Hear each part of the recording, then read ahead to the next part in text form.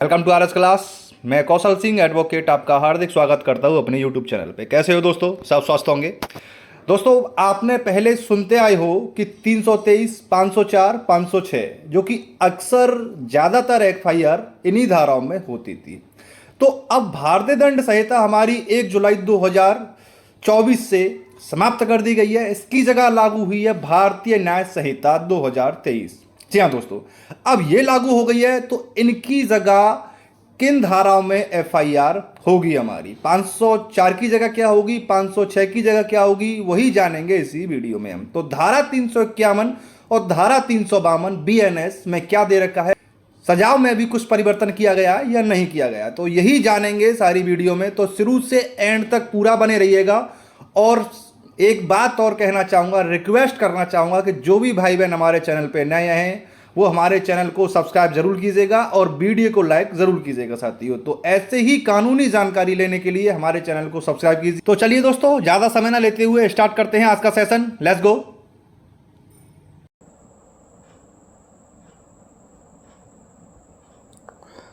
देखिए दोस्तों, आईपीसी की धारा 506 जो 506 थी उसकी जगह 351 ने ले ली है। जी दोस्तों, धमकी देने पर लगती थी 506, तो अब बीएनएस में 506 की जगह लगेगी 351। 351 में और क्या क्या बदलाव किए गए हैं देखते हैं आगे।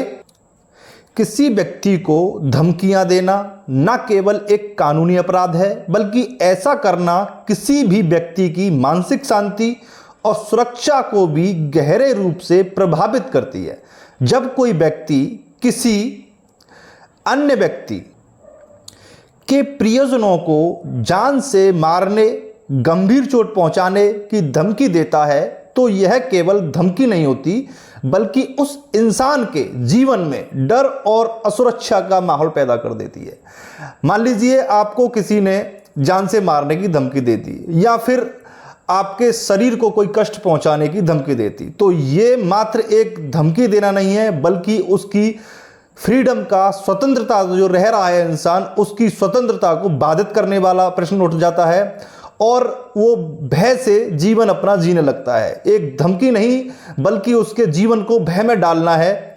तो यही कहा गया है कि असुरक्षा का माहौल पैदा हो जाता है उसके जीवन में।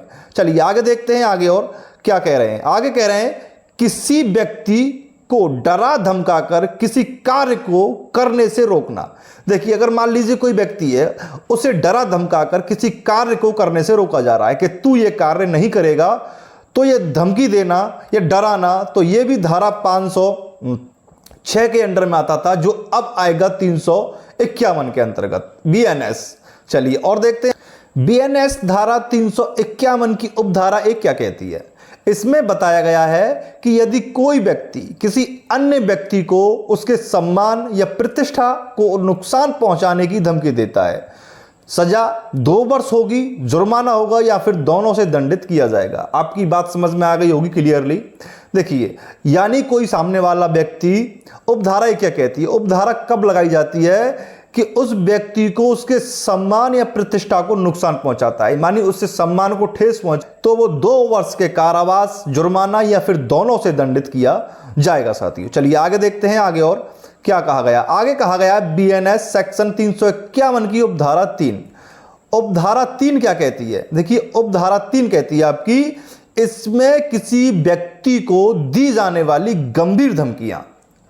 अब 351 तो लग गई, 351 कब लगती है ये आपने ऊपर देखा। अब आ जाता है 351 की उपधारा 3। उपधारा 3 कब लगती है? इसमें किसी व्यक्ति को दी जाने वाली गंभीर धमकियों के बारे में बताया गया है, यानी गंभीर धमकियां आ जाती हैं। यदि कोई व्यक्ति आपके किसी प्रियजन को जान से मारने या गंभीर चोट पहुंचाने की धमकी देता है, या आपकी किसी संपत्ति को आग लगाने की धमकी देता है, इसके साथ ही किसी महिला के साथ गलत व्यवहार करने की धमकी देता है। जी हाँ साथियों, मान लीजिए आपके साथी, आपके दोस्त या आप जिससे घनिष्ठ संबंधी मानते हो, उसे आप मारने की धमकी देता है या फिर किसी महिला के साथ गलत व्यवहार करने की धमकी देता है, तो वो उपधारा 3 के अंतर्गत दोषी माना जाएगा। 351 बीएनएस की उपधारा 3। चलिए आगे देखते हैं। बीएनएस की धारा 351 की उपधारा 4 क्या कहती है। इसमें बताया गया है कि यदि धमकी देने वाला व्यक्ति अपना नाम या अपने रहने वाली जगह का पता छिपाकर आपको धमकाता है, मान लीजिए कोई आपको धमकी दे रहा है, फोन पर धमकी दे रहा है या फिर कोई लेटर भेज के धमकी दे रहा है या किसी के द्वारा धमकी दिलवा रहा है, अगर वो अपना नाम नहीं बताता है, अपना पता नहीं बताता है, तो वो आएगा उपधारा 4 के अंतर्गत 351 बीएनएस। तो ऐसे अनजान व्यक्ति के खिलाफ 351 की उपधारा 4 के तहत कार्रवाई की जाती है। सजा का प्रावधान किया गया है इसमें 7 वर्ष की सजा, जुर्माना या दोनों से दंडित किया जाएगा। जी हाँ साथियों, या तो 7 वर्ष की सजा या फिर जुर्माना और या फिर दोनों से दंडित से किया जाएगा। उपधारा 4 के अंतर्गत 7 वर्ष की सजा है। चलिए आगे देखते हैं आगे और क्या कहता है। देखिए आगे कहता है जो कि आपकी आईपीसी में धारा 504 लगती थी, भारतीय दंड संहिता में धारा आपकी 504 लगती थी, उसकी जगह ले ली है बीएनएस की धारा 352 में। आपने बहुत देखा होगा एफआईआर होती थी जो होती थी 323, 504, 506। तो 506 का हम पढ़ चुके हैं 351 और 504 का पढ़ रहे हैं हम 352।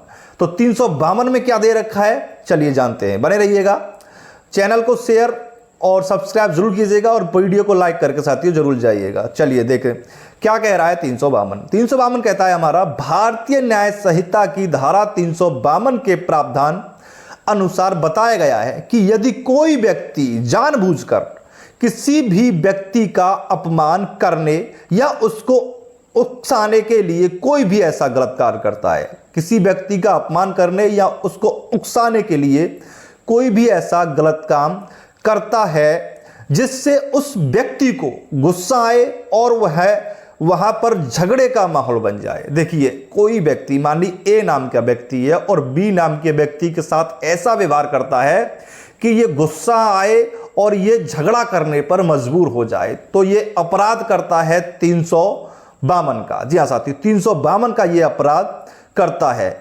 चलिए यानी उकसाने के लिए धारा लगेगी 352, 504 की जगह। चलिए आगे देखते हैं आगे और क्या कह रहा है। यानी अगर कोई व्यक्ति आपका अपमान करके आपको उकसाने व सार्वजनिक शांति को भंग करने की कोशिश करता है तो उस पर भारतीय न्याय संहिता की धारा 352 के तहत आपराधिक मामला दर्ज कर कार्रवाई की जाएगी। यह क्या थी हमारी 504 थी, क्या थी 504 भारतीय दंड संहिता में। इसकी जगह ले लिया बीएनएस में 352 ने, उकसाना, यानी इतना उकसाना कि वो इतना परेशान हो जाए कि झगड़ा करने पर उतारू हो जाए। चलिए आगे और कहा गया है यह अपमान मौखिक, लिखित, किसी प्रकार के गलत इशारों द्वारा भी किया जा सकता है। अगर मान लीजिए कोई आपके साथ जा रहा है और कोई तीसरा व्यक्ति गलत इशारे करता है आपकी तरफ, तो भी ये धारा 352 के तहत उसने अपराध किया है। सजा इसमें है 2 वर्ष की, जुर्माना है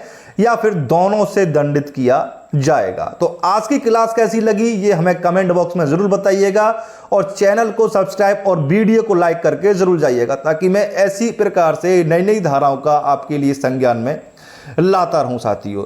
तो आगे एक नई धारा लेके, एक नई जानकारी लेके आपके सामने फिर हाजिर होता हूं। तब तक के लिए वंदे मातरम, जय हिंद दोस्तों।